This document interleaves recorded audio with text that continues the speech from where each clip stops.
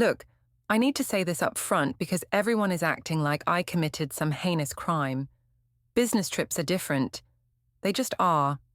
When you're in a different city, in a different time zone, away from your regular life, normal rules don't apply.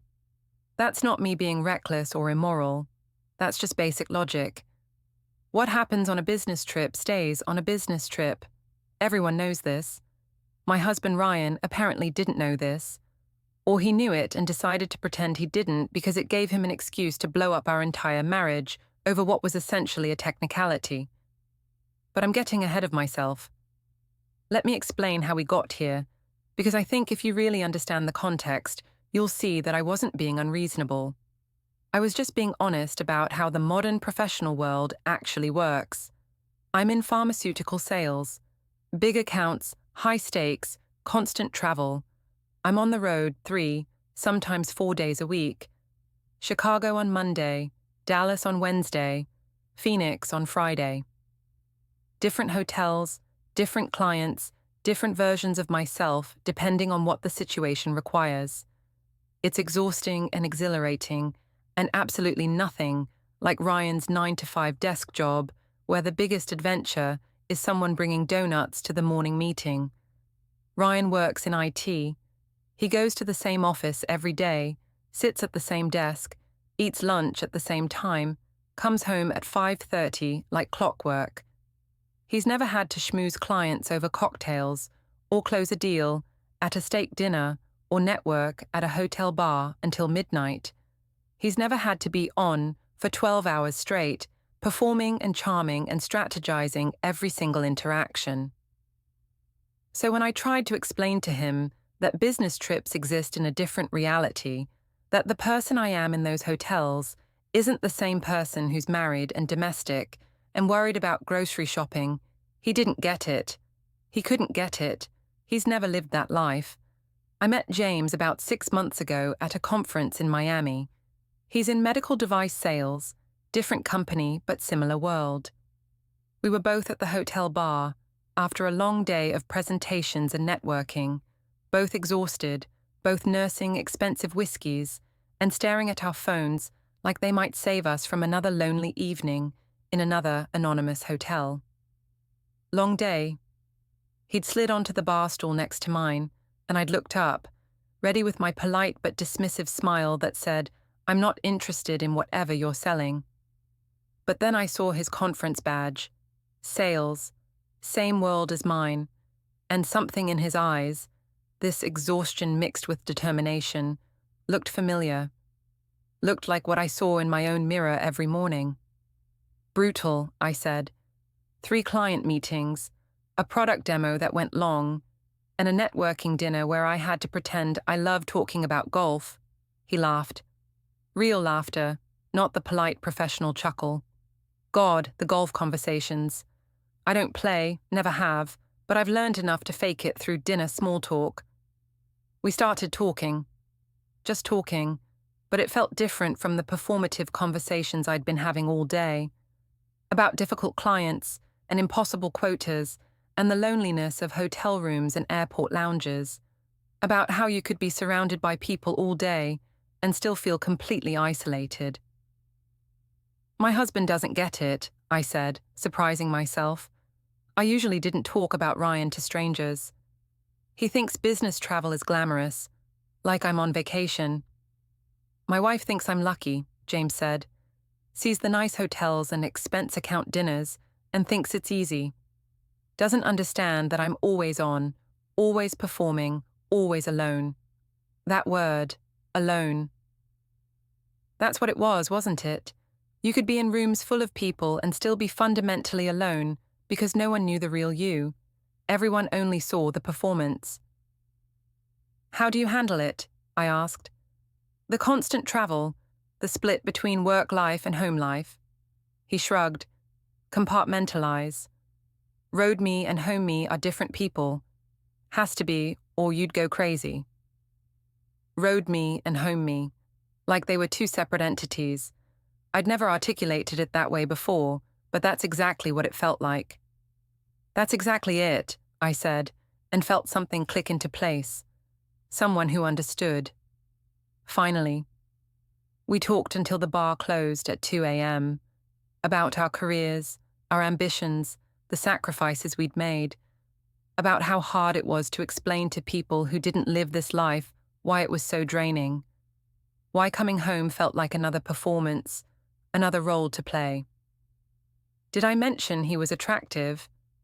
Because he is, tall, well over 6 feet, with salt and pepper hair that somehow made him look distinguished rather than old. Confident in that way, successful salespeople are, like he could convince you of anything, and you'd thank him for it. But that's not why I kept talking to him. I kept talking to him because after months of Ryan, barely looking up from his laptop when I came home, barely asking about my trips beyond how was it, in that distracted way that meant he wasn't really listening, here was someone who actually saw me. We exchanged numbers, professional courtesy, networking, staying connected in the industry. That's all it was at first. Really.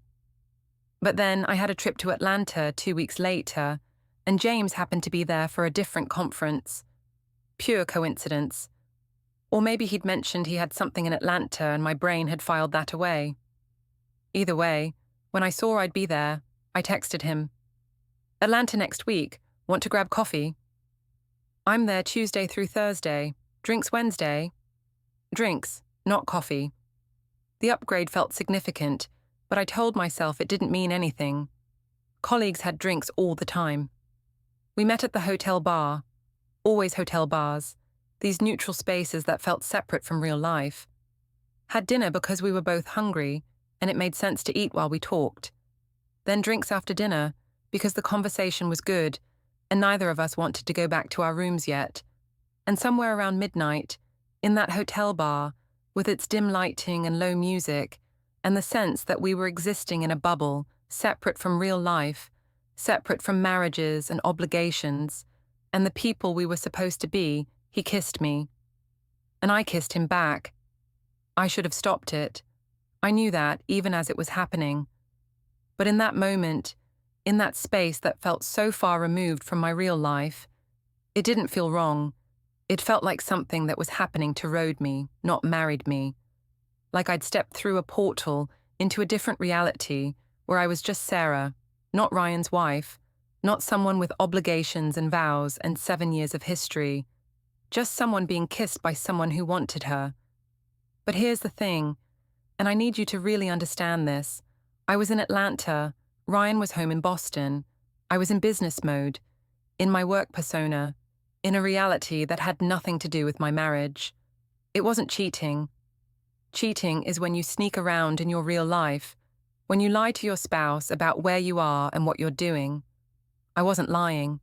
I was exactly where I said I'd be, Atlanta, for work. The fact that for work included kissing someone at a hotel bar didn't change the fundamental truth that I was on a business trip, and business trips are basically single time. Everyone in sales knows this. It's an unspoken understanding that what happens on the road doesn't count against your home life. Think about it logically.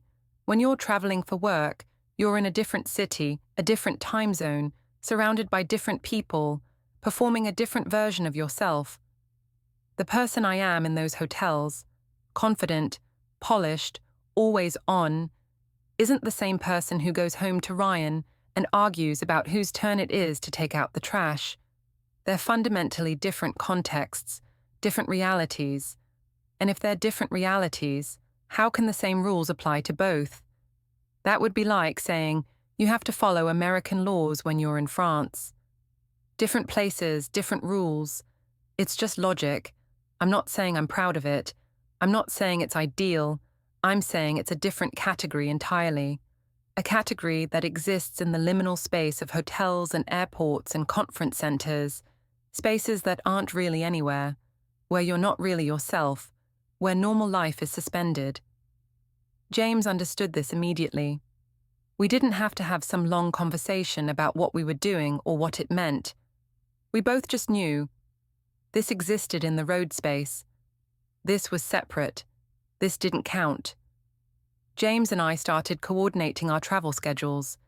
If I had to be in Dallas, maybe he could move a meeting there. If he was in Chicago, maybe I could adjust my client visits to overlap. It wasn't difficult.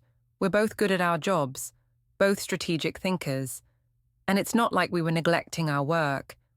If anything, having something to look forward to made the grueling travel schedule more bearable.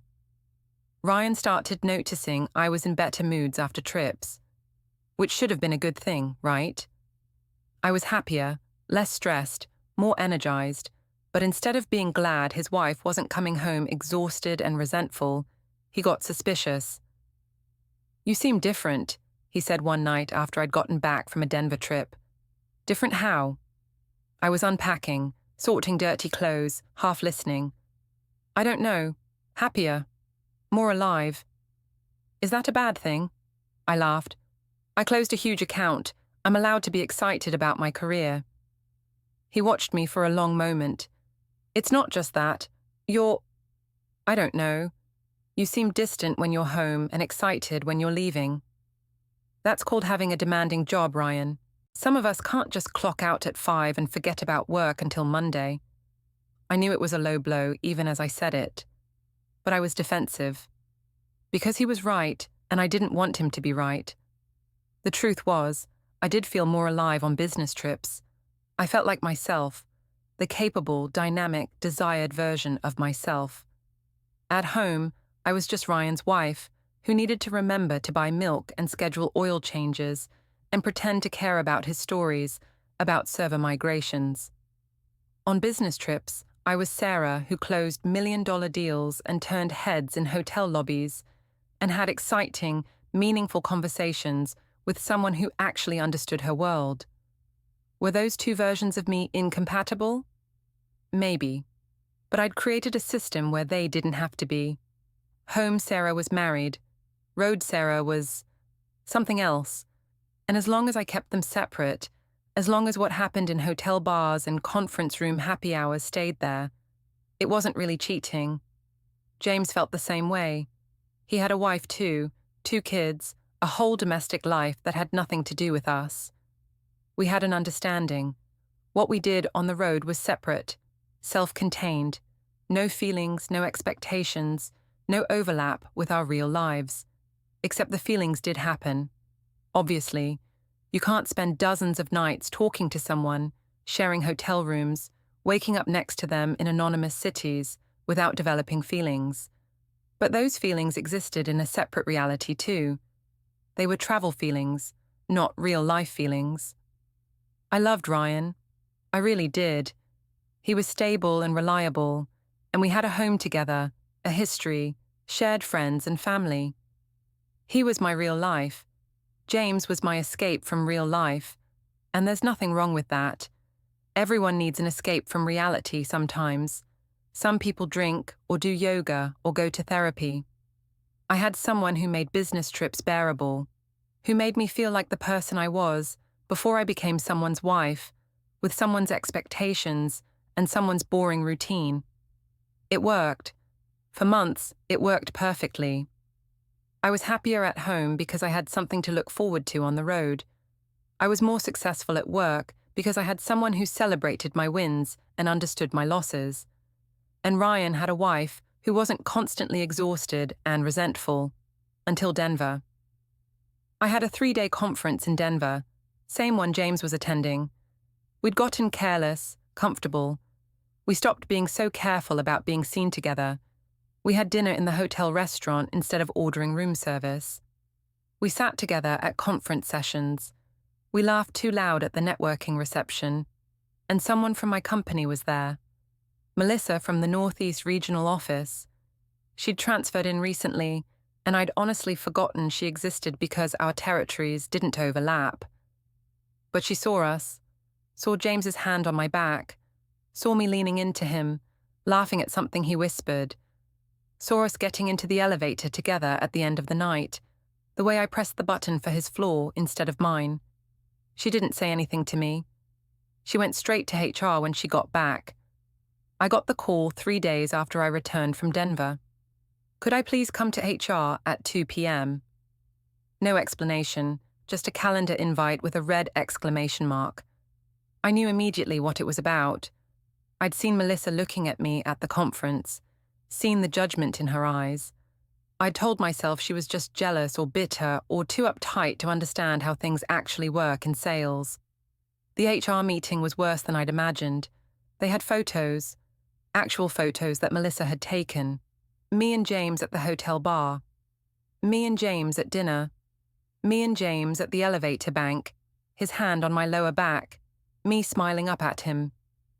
Can you explain the nature of your relationship with James Whitmore? The HR director, a woman named Patricia with perfect posture and zero warmth, slid the photos across the table. He's a colleague, we're in the same industry, we network at conferences. These photos suggest something beyond professional networking. I felt my face flush. So I'm not allowed to be friends with people I meet at work events. That seems like a pretty narrow view of professional relationships. Ms. Thompson, are you having an affair with Mr. Whitmore? No. The lie came easily, because it wasn't really a lie. Affairs happen in your real life. Affairs are sneaking around and lying and betraying your actual marriage. What James and I had was separate from that. It existed in hotels and airports and conference centers, spaces that weren't real life.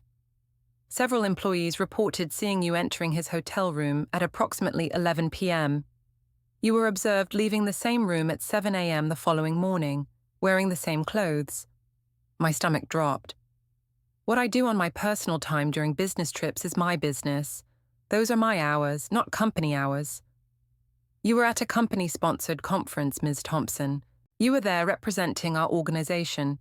Your conduct reflects on us. I was there after the sessions ended, after dinner, after all professional obligations. What I did after hours. You were sharing a room with a married man who works for one of our competitors. Do you understand how many ethical issues this raises? Potential conflicts of interest, violations of conference codes of conduct, not to mention the liability issues if his company or his wife decides to take legal action. His wife has nothing to do with this. My voice came out defensive, sharp. What happens on business trips is separate from our home lives. Everyone in sales understands this. It's not cheating if you're in a different city, doing different work, being a different version of yourself. Patricia stared at me like I'd just spoken in tongues. That's not how fidelity works, Ms. Thompson. It's not fidelity, it's... I stopped, realizing how this sounded. It's complicated. The demands of this job, the travel, the pressure. We're expected to be away from home constantly, to sacrifice our personal lives for our careers. So what happens on the road is different. It has to be different, or we'd all lose our minds. Did your husband know about this relationship? There's nothing to know. And no, I didn't tell Ryan because there's nothing to tell. James and I are friends who provide each other support during a difficult, isolating job. The fact that sometimes that support includes physical intimacy doesn't change the fundamental nature of what we are. I could see on Patricia's face that I was making it worse. But I couldn't stop. I needed her to understand that I hadn't done anything wrong. Not really. I'd found a way to survive a brutal job that required constant travel and performance and being away from home. I'd found someone who made that bearable. We're placing you on administrative leave pending investigation, Patricia said. We'll need to review all your travel expenses, any emails or messages with Mr. Whitmore, and interview other employees who attended conferences with you. We'll also be contacting Mr. Whitmore's company to inform them of the situation. You're going to ruin both our careers over some photos of us having dinner. We're going to investigate whether company resources were misused for personal relationships, whether any conflicts of interest exist, and whether your conduct violated our ethics policies. But I didn't do anything wrong, my voice rose. I was on business trips, away from home, in a completely different context. How can you apply home life rules to work travel? Patricia closed her folder. Ms. Thompson, I strongly suggest you contact your husband and explain the situation before he hears about it from someone else. HR investigations aren't confidential when they involve potential ethics violations. I left that office in a daze. They were going to tell Ryan, or someone else would tell Ryan, or maybe Ryan already knew somehow, and that's why he'd been acting strange lately. I drove home, my mind racing through explanations. How could I make him understand? How could I explain that business trip me and home me were different people with different rules? Ryan's car was already in the driveway when I pulled up. It was only 4 p.m. He never came home early. I walked in and found him at the kitchen table with his laptop open and a look on his face I'd never seen before. Not anger, not even hurt. Something colder, more final. "When were you going to tell me?" His voice was quiet, controlled in a way that scared me more than yelling would have. "Tell you what?" My heart was already racing. I knew. Somehow I knew. He turned the laptop toward me.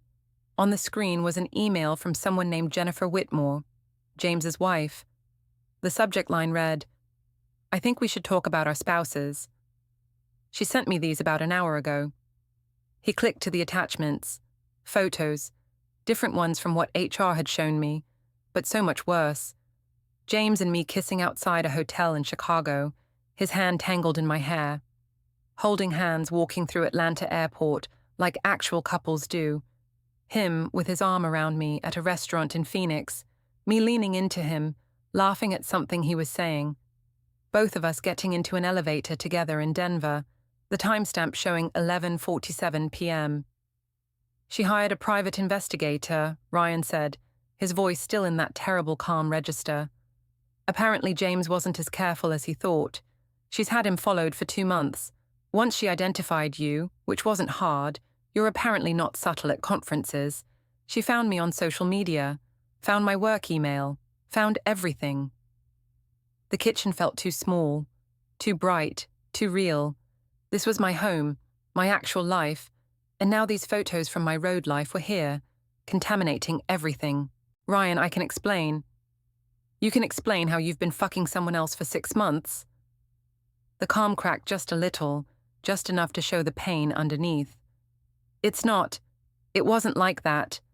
The words tumbled out, desperate. "It was business trips. It was separate from our marriage. What happens when I'm traveling doesn't count against us because it's not part of our real life. It's road life. It's work life. It's completely different." He stared at me like I was speaking another language, like I'd just said something in Mandarin and expected him to understand. "Say that again," he said slowly. "Business trips are basically single time," I said, and even as the words came out I could hear how they sounded, but I couldn't stop. I needed him to understand. Everyone in sales knows this. When you're on the road, you're not the same person you are at home. You're in work mode, in a different reality, in a different context entirely. So what happens there doesn't affect your marriage, because it's not happening in your marriage. It's happening in this other space that... Stop. He held up his hand. Just stop talking. But you don't understand. Are you listening to yourself? He stood up abruptly, the chair scraping against the floor.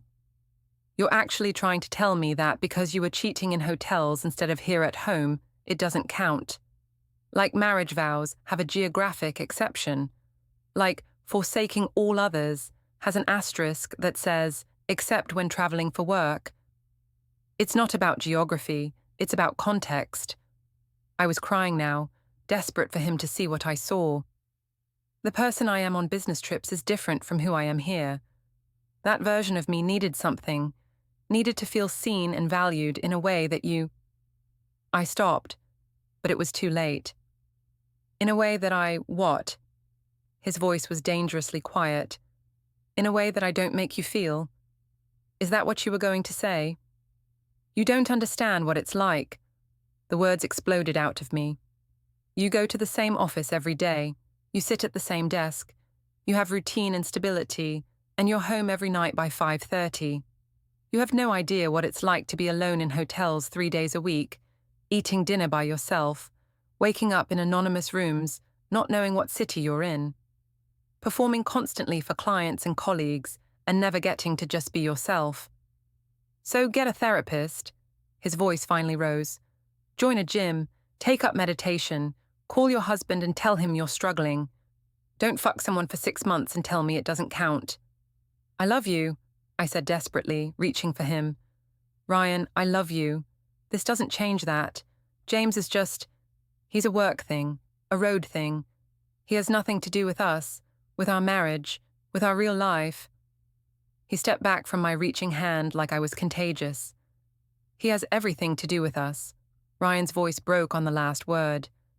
Because while you were deciding that business trips are basically single time, I was here being actually married, waiting for you to come home every week, missing you, worrying about you being alone in strange cities. And the whole time, the whole fucking time, you were building a whole separate relationship and telling yourself it didn't count. It doesn't count. That's what I'm trying to tell you. What happens in Denver has nothing to do with what happens in Boston. They're separate realities. There's only one reality, Sarah. And in that reality, you've been cheating on me for half a year. But James's wife is filing for divorce. Did you know that? I hadn't known. My stomach dropped. She sent me her lawyer's number, said he specializes in infidelity cases, thought I might need it. Ryan, please. I'm staying at my brother's tonight. I need to think. He walked past me toward the stairs. Where are you going? To pack a bag. Unlike you, when I'm in a different location, I'm still married. I stood there, frozen, as I heard him moving around upstairs. Drawers opening, closet doors closing, the sounds of my marriage ending. He came back down with a duffel bag, stopped at the door and turned to look at me. You know what the worst part is? I could almost understand if you'd fallen in love with someone, if you'd had this deep emotional connection that you couldn't resist. But you're telling me you threw away our marriage for what? Hotel sex, conference hookups, and you genuinely don't think it counts? It was more than that, I whispered. Was it? Because from what you're saying, it sounds like you just wanted to feel single again. Wanted the excitement of someone new without the inconvenience of actually leaving your marriage. So you created this bullshit rule that business trips don't count and thought that made it okay. He opened the door. Ryan, don't go, please. We can work through this. No, he said quietly. We can't. Because you don't even think you did anything wrong. You've built this whole framework where you can cheat and tell yourself it doesn't count. And I can't be married to someone who thinks fidelity only applies in certain zip codes. He left. Just walked out and left me standing in our kitchen, still trying to process how everything had fallen apart so fast. I called James. He didn't answer. I called again. Voicemail. I texted. We need to talk. Everything's falling apart. 3 dots appeared, then disappeared. Then finally, my wife knows. She's filing for divorce and suing you for alienation of affection. My lawyer said I shouldn't contact you. I'm sorry. And that was it. No fight for what we had. No acknowledgement that we'd meant something to each other. He just disappeared. I sat on my kitchen floor and tried to understand how I'd gone from having everything figured out to having nothing. The investigation at work took 3 weeks. They interviewed everyone who'd been at conferences with me, reviewed every travel expense, found dozens of instances where James and I had been in the same cities, stayed at the same hotels, charged dinners and drinks that we'd shared. The ethics violation report was 23 pages long. I was terminated for misuse of company resources, conflicts of interest, and conduct unbecoming a company representative. James was fired from his company too. And because we worked for competitors, both companies filed lawsuits against us for potential breach of confidentiality, claiming we might have shared proprietary information during our relationship. We hadn't. We'd barely talked about work. But try proving you didn't share company secrets when you're caught having spent dozens of nights in the same hotel rooms. Ryan filed for divorce 2 weeks after he left. His lawyer was the one Jennifer Whitmore had recommended. The petition cited adultery, emotional cruelty, and abandonment of marital duties. Abandonment of marital duties. Like I was some 1950s housewife who'd failed in her obligations. I tried to fight it, tried to explain to my lawyer that what happened on business trips was separate from the marriage, that I'd never brought James into our home or our life, that I'd kept everything compartmentalized. My lawyer, a tired-looking woman named Sandra, who'd clearly seen it all, just sighed. "Sarah, you can't compartmentalize fidelity. You're either faithful or you're not. The location doesn't matter." But I was being faithful to home me. Road me is different. That's not a legal argument. That's barely even a logical argument. She wasn't wrong. Sitting in her office, trying to explain my reasoning out loud, I heard how it sounded. Delusional, narcissistic, like someone who'd created an elaborate justification for doing what she wanted without consequences. But it had made sense to me. It had made perfect sense in those hotel rooms and airport bars and conference happy hours. In those spaces that felt separate from real life, where everyone was performing and no one was quite themselves. Now, sitting in a lawyer's office explaining why I thought marriage vows had geographic boundaries, it sounded insane. The divorce was quick and brutal. Ryan didn't want anything except out. He took his stuff, his car, his half of our savings, and left me with the house we couldn't afford on my now non-existent salary. I had to sell it. Had to sell our house at a loss in a market downturn and move into a one-bedroom apartment that smelled like old carpet and disappointment. Jennifer Whitmore's alienation of affection lawsuit was settled out of court. I didn't have the money to fight it, and my lawyer said I'd lose anyway. The settlement took the last of my savings and part of my retirement fund. James and I never spoke again. I heard through the industry grapevine that he took a job in a different field entirely. His wife got the house, the kids, and most of his assets. I couldn't get another job in pharmaceutical sales. The industry is small, and word travels fast. Every interview ended the same way. "We'll be in touch," and then silence. I ended up taking a position in retail sales at a department store.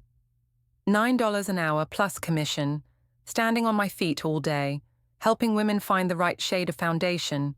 No travel, no conferences, no business trips, no chance to be road me ever again. My mother came to visit 6 months after the divorce was finalized. She hadn't spoken to me much during the whole ordeal. I think she didn't know what to say, how to reconcile the daughter she'd raised with the woman who'd destroyed her marriage over business trip rules. She looked around my tiny apartment with its thrift store furniture and walls so thin I could hear my neighbors' conversations, and her face did something complicated. Not quite pity, not quite disappointment. Something worse. Sad acceptance. "I don't understand how this happened," she said finally. "You had everything. A good marriage, a successful career, a beautiful home." "I didn't do anything wrong," I said automatically. The defense came easily, even though I'd stopped believing it somewhere around month 3 of unemployment, somewhere between the 100th rejected job application and the day I had to pawn my engagement ring to make rent. "Sarah," she sat down heavily on my cheap couch, the cushions making embarrassing sounds. "You had an affair. It was business trips. It was separate from my marriage. It was a different reality, a different context. It was your marriage." She said it firmly, the way she used to when I was a teenager trying to justify breaking curfew. "There's no separate in marriage. That's the whole point. That's what the vows mean." I started crying. I'd been doing that a lot lately, crying while folding clothes from the discount rack at Target, crying while eating ramen noodles for the 3rd night in a row, crying while scrolling through photos of my old life, the house, the trips, the version of me who thought she had it all figured out. "I just wanted to feel alive," I whispered. "I just wanted someone who understood my world, who made the travel bearable, who saw me as more than just someone's wife. Was that so wrong?" "Yes," she said, and the gentleness in her voice somehow made it worse. It was, because you were married, because you made vows, because Ryan was home loving you and trusting you and waiting for you every single week while you were in hotel rooms with someone else.